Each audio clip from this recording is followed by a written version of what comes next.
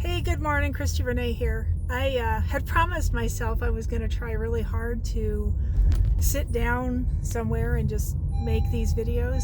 What is this? Oh, my seatbelt. I am not driving and making a video with my seatbelt unfastened. That was awful. We live in a little tiny town, but the cops will still stop you for that one. So we don't want to do that. But what I did want to do is I wanted to go over the 90 hard goals, my 90 hard goals, and what I chose to fill in all those pieces for myself. And then if you want to do the same, do the same. I wrote mine on a little card, and I'm just going to basically tell you what I'm doing. And it's going to be a daily thing for 90 days. The rules of the 75 hard were that if you mess up by missing something or not doing something and not following through, then you start all over. So I don't know if that's supposed to be an incentive to keep you on track or not, but I think that's pretty rough. I wish you could see the mountains in front of me. Holy cow, they are gorgeous. Let me see if I can turn this around real quick. I don't know if you'll be able to see that or not. I live inside of a bowl, basically. We're surrounded by mountains, and right now they're covered with snow, so, but it's gorgeous. I hope you could have seen that, but I don't know what that looked like. So I bless you for your patience with me. So 90 hard. Here's the deal. It's 90 days of things that I find hard to do normally that should be easy to do, but for whatever reason I struggle with it on a daily basis. So the idea is to pretty much recreate yourself by doing the things that you find hard to do, that you want to do on a daily basis, that you just don't for whatever reason. So my list, and some of these things I'm already getting good at because I've been doing some of them, but I'm definitely not doing all of them. On my list, it includes reading a chapter every day. That is super important to me because I find it relaxing, and I always read things that tend to bump my consciousness, so that works out really good for me. So that's on my list. And none of these are not in a 1, 2, 3 order by any shape of the imagination. It's just the list as they kind of came out of my mind. Another one is my meditations.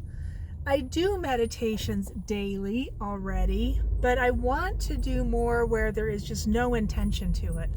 So it's not a visualization, it's not a contemplation. I'm not putting my intention towards the silent space or being in touch with my inner self. I'm just going to go and be there, right? So I want that. No thought, no intention.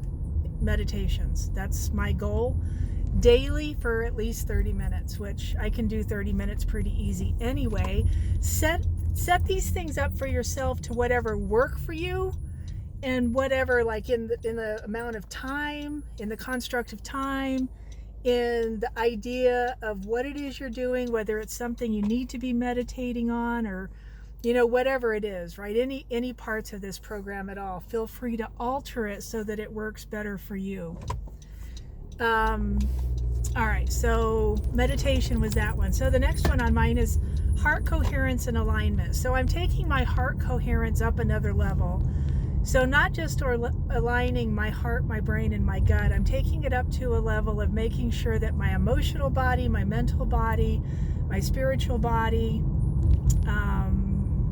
and physical body are in alignment. So I had done a video sometime past because it just came across, I got a download, some people might say, but it came across me that your personality should be aligned to your soul. So personality would be equated to the physical body, and then your soul would be mental, right? The mental, emotional body.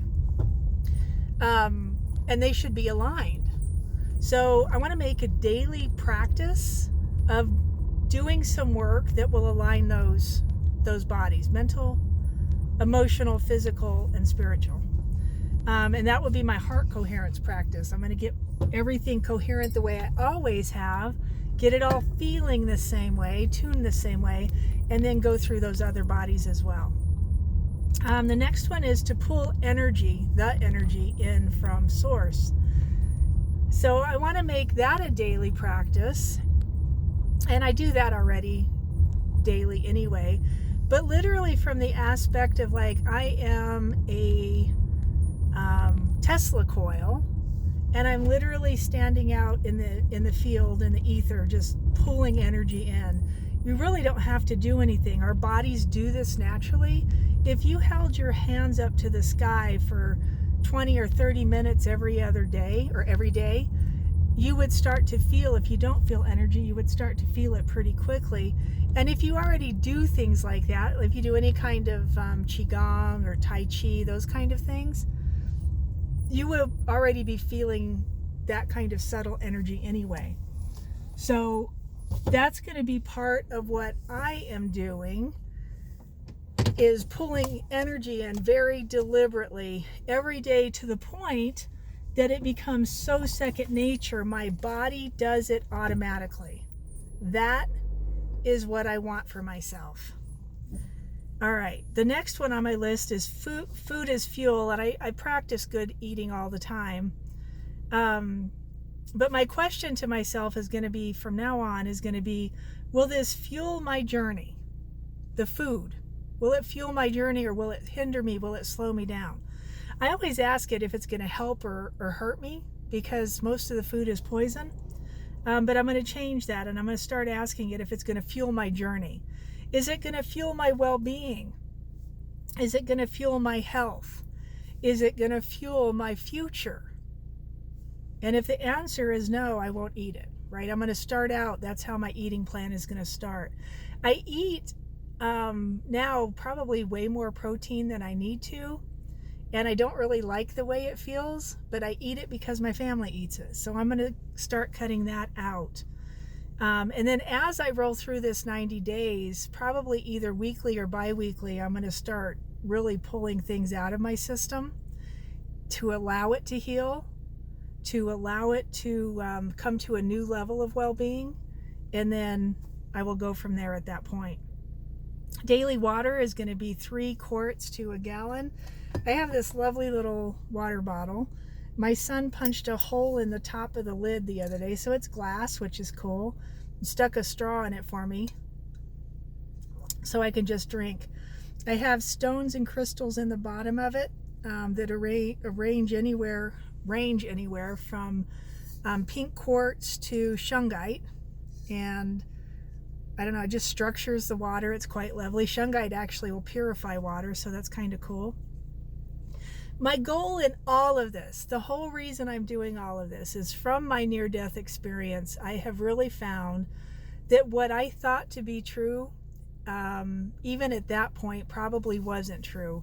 That the physical body's going to die and just the spiritual component's going to move on. There is an aspect of the physical body that absolutely will start to fade away if you don't take care of it, which none of us do, right? Not to the degree that literally you're only operating from prana or from source energy, because most people just flat out don't believe they can. But I've been in the thought process for a long time, and all of a sudden information is starting to show up from different sources, books and different people and spirit, that it actually is possible, and that is how you ascend. You can ascend with the physical, or you can ascend without it, which is interesting. We're not going to go into that too much right now, but that's part of my goal here, is to clean this up enough that when it's time for me to ascend, or when it's time for me to do anything, this physical body is not going to be a stumbling block, right? It's not going to be a stumbling block. So my goal is very much so inner transformation, right? Transformation from the inside, so much to the degree that it affects my outer, right? It affects my outer body, affects my outer world, affects, right, pretty much everything about me, right? What I want, what I desire, what I am creating, what I am co-creating is more light, more attunement in this structure, more peace, more love, more joy, more distance from the program, more distance from what I've been programmed with, and then a closer walk towards ascension. a closer walk towards a direction that, you know, sometimes we think we're going, and it's just kind of this back and forth, 2 steps forward, 2 steps back kind of shuffle. I want to be done with that. This is where I'm starting. It is with this 90-day hard, things that I find hard to do on a daily basis. I didn't write it on here, but also what will be on here is my movement, so exercise. I've started doing TRX workouts again, which is suspension straps. They're a super, super quick way to get strong really fast, to gain muscle mass, and not bulky muscle mass, but just really strong, lean muscle mass, and help my body lose some of this unnecessary fluid that it's carrying around in the tissue, and the unnecessary fat that it's carrying around, because it's not aiding my journey at all. It needs to go, right? So that's how I'm looking at all of this. I hope you'll take a hard look at what I just said. Listen to it again if you need to. Like, share, and subscribe to my channel if you want to follow this journey. My goal is to actually, because some of this I already do anyway, I've been kind of, you know, I've been doing a lot of this stuff, honestly, but not on a very consistent basis. The goal is to get super consistent so I can change everything. If you want to follow me doing this, subscribe to my channel. If you have a group of people that want to do this, contact me and we'll have a closer communication and I can aid you through it. Or if you want to walk through it with me closer, contact me and we can do that. My email will be down below. Or just jump back on here, because I'm going to be logging this daily. How hard was it? What did I actually do? What did I skip? Am I starting over? Right? How long will I turn this 90 days into 180? Right? It's all about focus. And these phones that we sit on every day are all about defocusing. So part of, I should just write it on this card, is to leave my phone behind on a daily basis. Leave it sitting wherever it sits normally in my house on the counter, and walk out without it. We never carried one when we were kids, right? If you're in my age group, we never had phones. You either used a payphone or you went into the local 7-Eleven and asked if you could use theirs, right? If you needed to call for something. That, or you put your big boy pants on and you just walked home, right? Or walked to wherever you were going. Anyway, no more of that. All right, I bless you. I thank you. Thank you for being here. Please like, share, and subscribe. Comment below with any thoughts. Be nice. Be nice to me. And we'll keep doing this. I bless you. Talk to you soon.